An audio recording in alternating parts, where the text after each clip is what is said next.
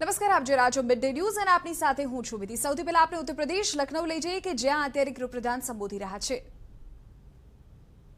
निर्वाण भूमि है, आदिनाथ, ऋषभनाथ और संत कबीर की भूमि है, महाराजा सुहेलदेव और पंडित मदन मोहन मालवीय की भूमि। मगर बहुत सालों से उत्तर प्रदेश को ये एहसास नहीं होता था। मुगलों का शासन गया तब से जब तक 2017 में भाजपा की सरकार बनी, ये एहसास नहीं हुआ कि बाबा विश्वनाथ, भगवान श्री कृष्ण और अयोध्या में रामलल्ला की भूमि है। ये एहसास होना तब शुरू हुआ जब भारतीय जनता पार्टी की 2017 में पूर्ण बहुमत की सरकार।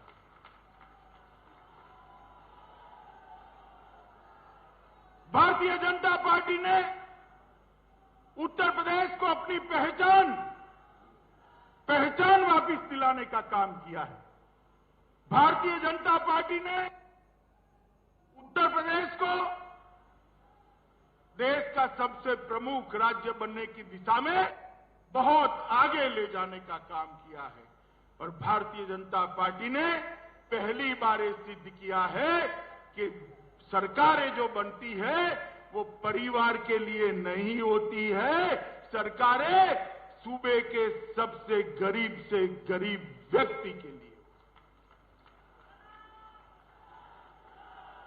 और मित्रों, आज फिर से चुनाव के नगाड़े बजे हैं।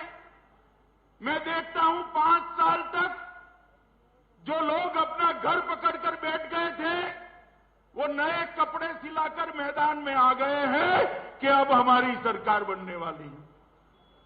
भाई, एक हिसाब जरूर आप हमारा भी हिसाब मांग सकते हो। योगी जी है, योगी जी से मांगिए, हमारे प्रदेश अध्यक्ष से मांगिए, हमारे उप मुख्यमंत्री से जो हिसाब मांगना है मांगिए। मगर मैं एक हिसाब अखिलेश जी से मांगना चाहता हूं कि 5 साल में आप विदेश कितने दिन रहे, इसका हिसाब जरा लखनऊ की और उत्तर प्रदेश की जनता को दे दीजिए। उत्तर प्रदेश में कोरोना आया, बाढ़ आई, आप कहां थे, इसका हिसाब दे दीजिए। मित्रों, ये लोगों ने शासन स्वयं के लिए, परिवार के लिए और ज्यादा से ज्यादा सोच बहुत बड़ी हो गई तो अपनी जाति के लिए किया है। इसके अलावे किसी के लिए शासन नहीं किया।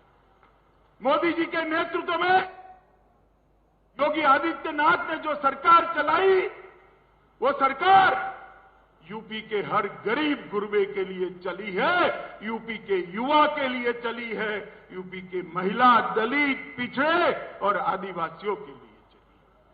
मित्रों, ये परिवर्तन 2017 में आया था। मैं आपको फिर से याद कराना आया हूं मित्रों। 2014 में परिवर्तन की शुरुआत हुई। उस वक्त में यूपी भाजपा का इंचार्ज था।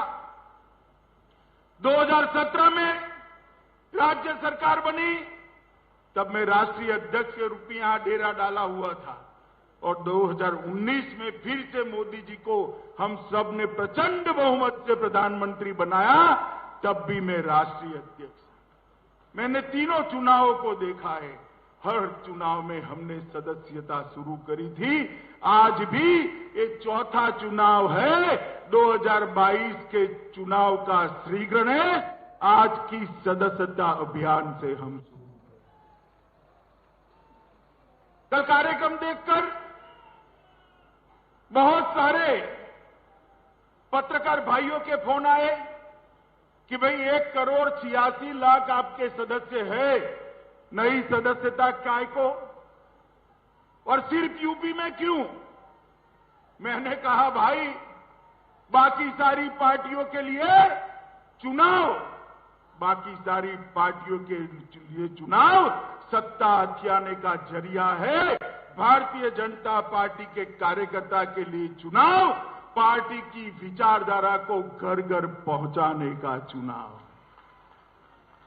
जनता की समस्या को जानने का चुनाव, सरकार ने किए हुए कामों को लोगों तक पहुंचाने का और हिसाब देने का चुनाव और पार्टी का विस्तार करने का चुनाव। हम परिवार नियोजन में तो मानते हैं, मगर जब भाजपा की बात आती है तो ये नियम हम तोड़ देते हैं। सबसे ज्यादा सदस्य भारतीय जनता पार्टी के होने चाहिए।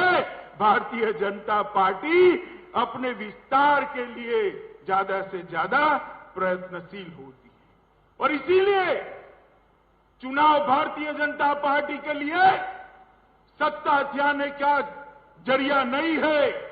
चुनाव भारतीय जनता पार्टी के लिए एक लोकतंत्र का महोत्सव है, लोक संपर्क का एक जरिया है, लोक संग्रह का एक जरिया है।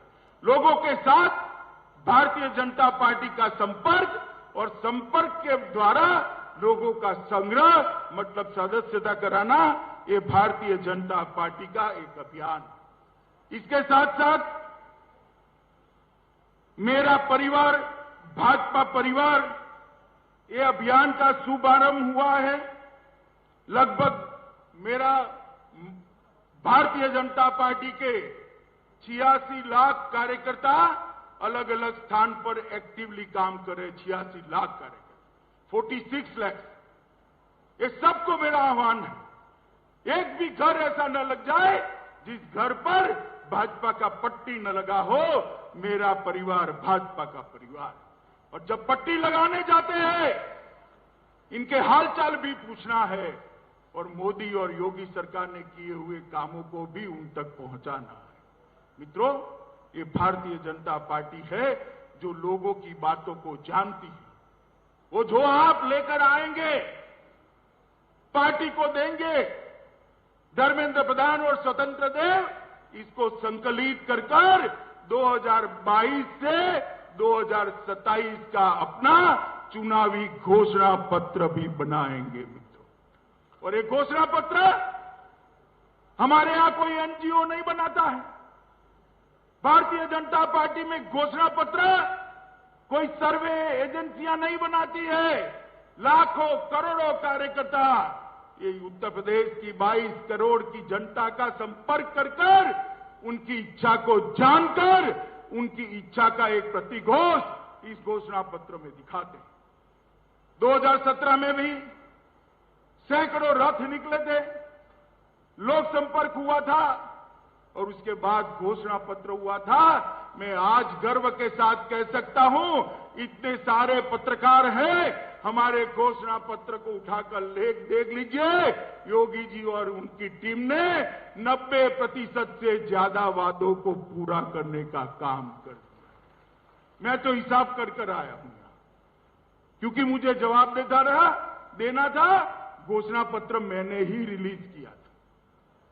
उसका 90% वादा योगी जी ने पूरा कर लिया है। योगी जी अभी 2 महीना बाकी है, जितना हो सके 100% की ओर ले जाइए तो जनता मानेगी कि भाजपा जो कहती है वो करती है। मगर मित्रों, वो दिखाई पड़ता है। और ये सदस्यता अभियान 29 अक्टूबर से पूरे दिसंबर महीने तक, नवंबर और दिसंबर 31 तक चलेगा। मैं सभी कार्यकर्ता को आग्रह करने आया हूं, ये उत्तर प्रदेश देश के सबसे युवा प्रदेशों में से, यहां 53% आबादी युवा है। 53% युवाओं को पार्टी के साथ जुड़िए, गरीबों को पार्टी के साथ जुड़िए, महिलाओं को पार्टी के साथ जुड़िए, दलित, पिछड़े, गरीब को पार्टी के साथ जोड़ने का काम भारतीय जनता पार्टी का कार्यकर्ता करे। और इसके साथ साथ पुराने कार्यकर्ता को भी जागरूक करने का काम इस सदस्यता अभियान में भारतीय जनता पार्टी ने करना है।